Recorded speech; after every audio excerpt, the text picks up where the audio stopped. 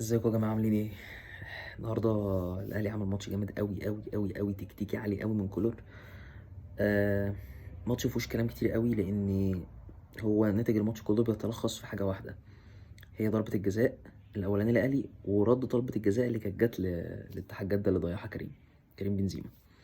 طيب خلينا نقولها كده بشكل عام بقى، الاهلي لعب ازاي وبدا ازاي، وكذلك اتحاد جده بدا ازاي ونهى ازاي، والاهلي استغل ده ازاي، والاهلي كمان لعب ازاي قصاد الفكره او التكتل اللي كان بيلعبه، الضغط العالي اللي كان بيلعبه قصدي اتحاد جده. خلينا نبدا بقى الاول ان الاهلي كانت خطته بدات كالعادي، الاهلي ما تفزلكش خالص، هو لعب 4-2-3-1 اللي هي بتبقى 4-3-3 بشكل عام. حط الثلاثه اللي هم في نص الملعب اللي هم كوكا وامام ومروان. انا كنت متوقع ان هو لازم يلعب بامام ومروان عشان حد يبقى صداده والتاني ايه، كرة عاليه، ويبقى معاهم واحد تالت برضه في قلب الملعب بيملى نص الملعب. الاهلي بشكل عام بدا بيحضر كوره ومستني اتحاد جده عنده. دي الفكره كلها ان الاهلي كان بيلعب عليها، ان هو كان بيلعب دايما على ان اتحاد جده هيجيلي هيبقى ضاغط عليه عشان طبعا على الارض وسط جمهوره، فالمفروض ان هو هيلعب على ان هو فاتح لعب، وطبيعي ان هي الفرقه اصلا اقوى مني، ده طبيعي. فهي برضو ان هيفتح لعب وهيلعب معايا، وانا هلعب على الهجمات المرتده على الثلاثه السرعه اللي عندي قدام، واللي بيجي من وراهم يوزع امام لحد ما جت ضربه الجزاء. هو الاهلي كان بيفضل يلعب على الكوره دي كده، دايما يجمع يجمع يجمع، وبرضه يروح لاعب العاليه، سواء بقى لبيرسي، للشحات، لكهربا، واللي هم بقى الناس كلها اللي بتيجي من ورا بشكل عام، لحد ما جت ضربه الجزاء. بعد ضربه الجزاء الاهلي اتضغط، الاهلي خاف بشكل عام ورجع ورا، وبقى كل لعيبه الاهلي بيتقابل من اول خط النص، مفيش حد فيهم بيعديه اصلا، لحد ما جت ضربه الجزاء بتاعت اتحاد جده اللي لعبها كريم بنزيما.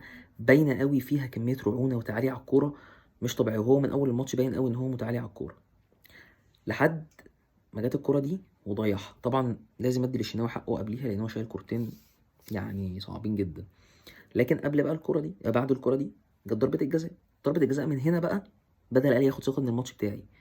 كورتين في العرض قبليهم، كوره في العرض قصدي قبليها، وكوره بتاعت مش فاكر مين اللي شاطها بشكل عام، اللي شالها الشناوي، بعد كده جت دي. فبدأت النقطة هنا ان الاهلي حس ان هو خلاص الماتش بدأ يجي لي، فبدأ يلعب على فكرة ايه، خلاص انا ههاجم، ايه المشكلة. فبدأ يصبر لحد ما يعدي الشوط الاول. عدى شوط، كان اصلا كان فترة خاصة على الشوط الاول اصلا دقيقتين تلاتة، خلص الشوط الاول. بدأ الاهلي يلعب على فكرة بقى ايه، خلاص انا كده كده متأكد ان اتحاد جدة هيلعب، هيضغط بزيادة، فهيسيب بس هما الاتنين اللي ورا اللي هو فعلا كان سايبهم، اللي هم حجازي والراجل اللي معاه اللي هو قادش تقريبا. المهم يعني ان الاهلي بدأ يعمل ايه، بقى دايما بيزيد وبيضغط على فكره ان الكره لما تبقى السكند بول راجعه، الاهلي دايما بيضغط باتنين او بتلاته على اللي معاه الكوره، بحيث ان الاول ما يغلط يبقى فيه زياده عدديه واحنا رايحين. وفعلا حصلت كتير جدا، ودي جه منها الجون التاني وجه منها الجون التالت. ده كان رتم الاهلي بشكل عام. عجبني بس كل الفكره في الكولر ان هو ما تفلسفش، تمام. وعجبني اكتر برضو فكره ان هو ما كانش مش نازل اسمي الاهلي وشكرا ان انا اسمي الاهلي وهلعب وهفتح الملعب والكلام ده، لا، احترم الفرقه اللي قدامه جدا. كمان لعيبه الاهلي نفسها احترمت الفرقه اللي قدامها كويس جدا جدا جدا، وكانت مذاكره كويس جدا جدا. الاهلي عنده نواقص، عنده نواقص، والاهلي مش حلو، بس في نفس الوقت هو لاعب على قد اللي معاه، ولعب على قد ايده، ولعب على القماشه اللي معاه كده كده، وقدر يكسب. وبرده فيها توفيق كتير، لازم اقول برده الاهلي كان موفق في حاجات كتير، منها طبعا الكور اللي جت في العرض بتاعت اتحاد جده. فالاهلي كان عنده توفيق، بس في نفس الوقت لعيبته مش نازله زي لعيبه بتاع جده اللي انا راكب الماتش والدنيا تمام وانا اعلى منك فانا هدوس عليك، مفيش الكلام ده. وده اللي بيميز الاهلي عامه عن كل الفرق اللي بتلعبه، ان هو دايما بيحترم الصغير قبل الكبير، فما بالك لما بيروح يلعب فرقه كبيره. ده اول جزء بالنسبه للاهلي. برضو لازم اشيد بالراجل بتاع البدني بتاع الاهلي. انا عارف ان كولر عامه بيهتم بالبدني جدا، بس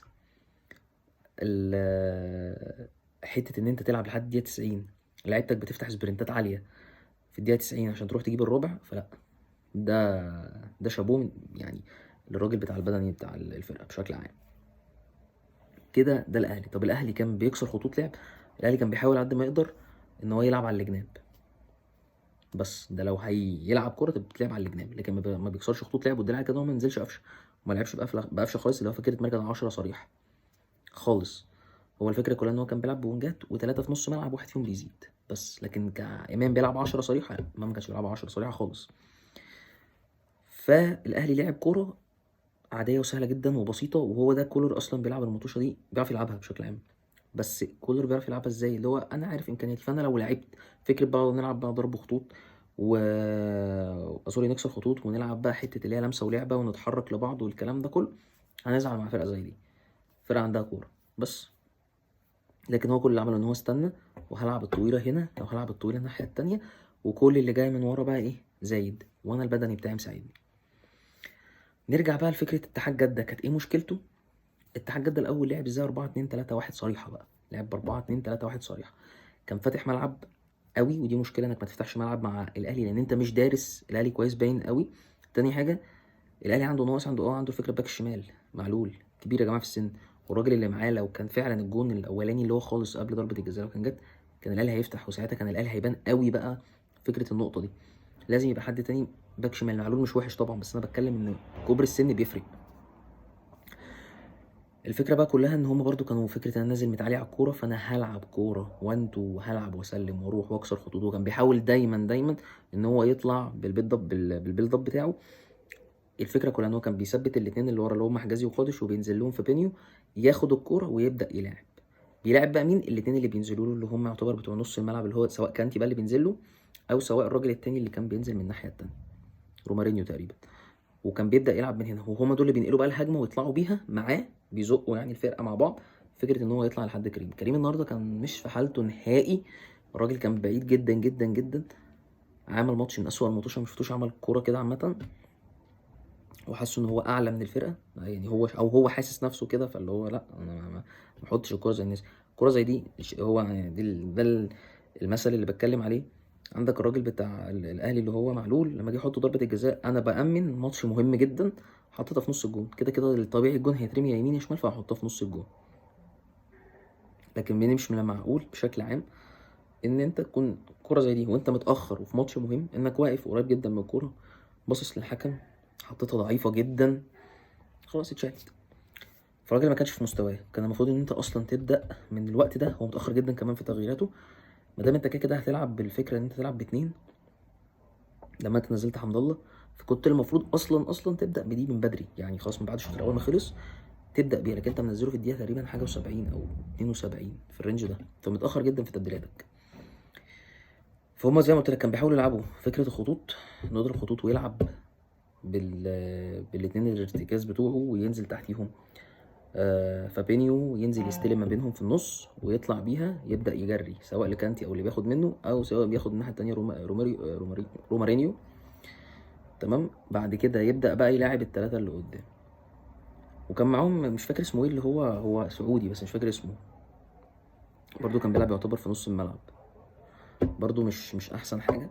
الفرقه النهارده كلها عامه بشكل عام ما كانتش احسن حاجه. وهم بقالهم فتره عامه الاتحاد مستواه في النازل، بس فكره انك انت تنزل مستهون بالفريق اللي قدامك ده مش احسن حاجه خالص. والدليل على كده انت بعد ما اكلت 3 المعيوف ورا بيرقص تقريبا كريم فؤاد في كوره، لو اتقطعت كان هتبقى ايه نهايه الراجل ده. فانا مش فاهم انت ازاي كنت بتلعبها كده، بدني واقع جدا، باين قوي ان الاهلي اعلى منك في البدني، ودي عشان كده بقول لك شابوه للاهلي. عيبك بقى اكتر ان انت زي ما قلت لك كنت انت نازل مستهون بالاهلي، ان انا اعلى منك عندي لعيبه اتقل فانا طبيعي هكسب. اديك شفت الكوره ملاش كبير، الاهلي لطشك في 3 كور، هم 3 كور اللي راح بيهم الاهلي، هم الثلاثه 3 كور راح بيهم واخلص مفيش. ف يعني مش عارف اقول لكم والله، بس هي فرصه سعيده جدا لاتحاد جده، شرفتنا النهارده. تمام. الاهلي يمكن اداك درس محترم يعلمك انك انت في عز ما تكون انت تقيل ما تستهونش. ده عيب على فكره كل لعيبه السعوديه، كل قصدي انديه السعوديه. برضو الهلال لما لعب الاهلي السنه اللي قبليها اترقى 4، مش اللي قبليها دي على طول، اللي قبليها يعني لعب 4، اترقى 4، وكان برضو هو المفروض اتقل من الاهلي، وكان سكواد الاهلي كمان اضعف من السكواد الموجود دلوقتي. برضو لما راحوا يلعبوا الزمالك في السوبر، الاهلي الزمالك كان ضعيف، فضل مكمل معاك لحد ضربات الجزاء. واللي قبليها برضو لما الزمالك جالك السعوديه وكسبك. فالفكره كلها ان انت، او ده دايما عندهم فكره اللي هو انا ما عندي لعيبه اعلى فانا هلعب عادي. فعشان كده بقول لك دايما الاهلي هيديك درس في النقطه دي، وهوديها لك تاني. وعامه بشكل عام مش الاهلي بس، اي فرقه هتقابلك لو انت ما اديتهاش اهتمام واديتها احترام للمنافس ولعبت على قد امكانياتك ولعبت على عيوب الفرقه اللي قدامك، هتخسر، وده طبيعي. لازم اقول برضو الاهلي كعبه علي سيكا، والاهلي حظه حلو النهارده جدا في كذا حاجه، بس لعب كوره، لعب على قد امكانياته وعرف انا هلعب ازاي وهكسب ازاي الفرقه دي قدامي، خلاص لا بدلك ورا، ولعب على الاساس ده. شكرا على ماتش بجد الاهلي قدمه، ماتش حلو جدا، استمتعنا فيه بالاهلي ككوره، بالروح اللي ما بين لعيبه الاهلي، بالروح اللي ما بين اللعيبه واسمه ايه، والمدرب عامه، والاداره بتاعت الاداره كلها بشكل عام يعني، مجلس اسمه ايه والله ما انسى اسمه. المهم يعني، مبروك للنادي الاهلي، مبروك للعيبته، مبروك لجمهوره. استنى بقى نشوف الماتش بقى اللي جاي هيبقى عامل ايه. اعتقد الماتش برضو قوي جدا للاهلي في كاس العالم للانديه. هنشوف بس دي نص نهائي رايح فين وجاي منين. سلام.